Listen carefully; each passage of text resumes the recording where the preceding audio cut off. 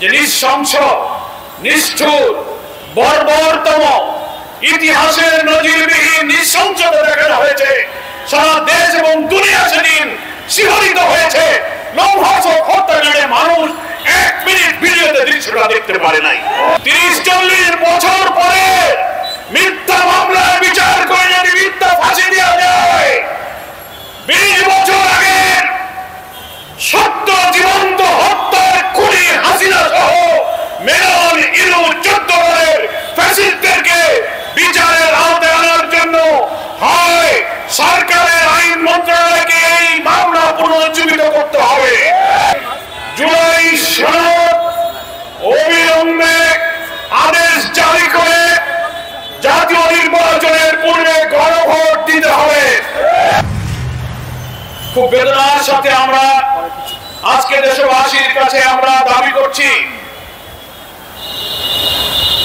2006 সালের 28 অক্টোবরে যে নৃশংস, নিষ্ঠুর, বর্বরতম, ইতিহাসের নজিরবিহীন নৃশংসতা দেখানো হয়েছে। সারা দেশ এবং দুনিয়া সেদিন শিহরিত হয়েছে। লোমহর্ষক হত্যাকাণ্ডে মানুষ 1 মিনিট ভিডিওতে দৃশ্যটা দেখতে পারে নাই। সবাই ঘৃণা পোষণ করেছে, বিচার চেয়েছে, অথচ সেই লগি বৈঠার খুনের নির্দেশদাতা শেখ হাসিনা জনতার রুদ্র সে পালিয়ে দিল্লিতে আশ্রয় নিয়েছে।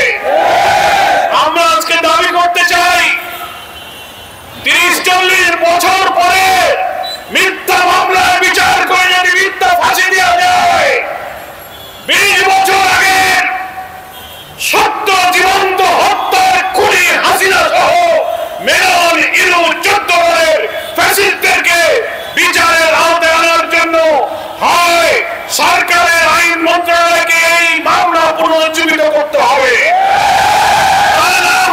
বিদ্যমান ট্রাইব্যুনালকে দায়িত্ব দিতে হবে এই হত্যাকাণ্ডের পুরো তদন্ত হোক এবং হাসিনার বিরুদ্ধে মামলা করে এই আন্তর্জাতিক ট্রাইব্যুনালে তার বিচার করা হোক। পৃথিবীর ইতিহাসে এটা নজিরবিহীন।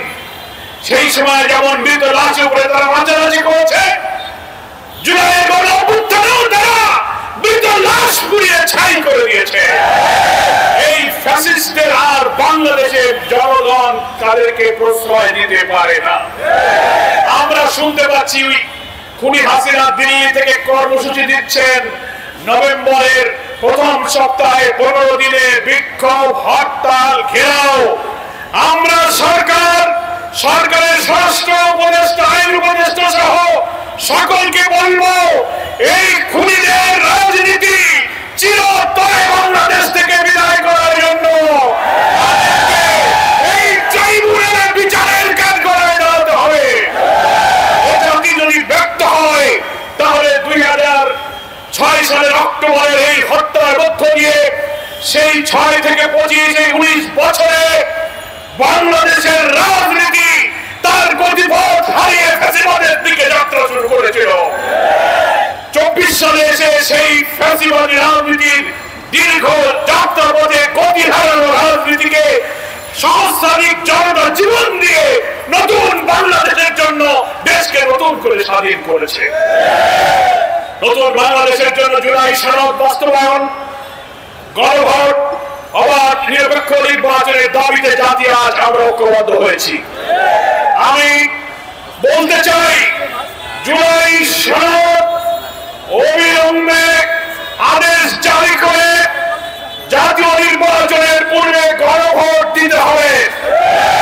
আমরা শুনতে পাচ্ছি একটি দলকে খুশি করার জন্য সরকার অভ্যন্তরের কেউ গণভোটকে উপেক্ষা করে একই দিনে জাতীয় নির্বাচন এবং গণভোটের প্রহসনের পায়তারা করছেন।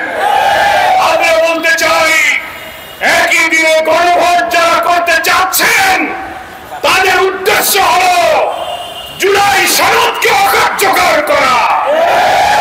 এক সাগর রক্তের বিনিময়ে যে জুলাই সনদে বিদ্যমান রাষ্ট্র কাঠামো পরিবর্তন করে রাষ্ট্র সংস্কারের যে ঐতিহাসিক ঘটনা ঘটেছে, একই দিনে গণভোট যারা চাচ্ছেন তারা জুলাই সনদকে অকার্যকর করতে চান। এই অপরিণামদর্শী পথ থেকে ফিরে এসে আগামী নভেম্বরে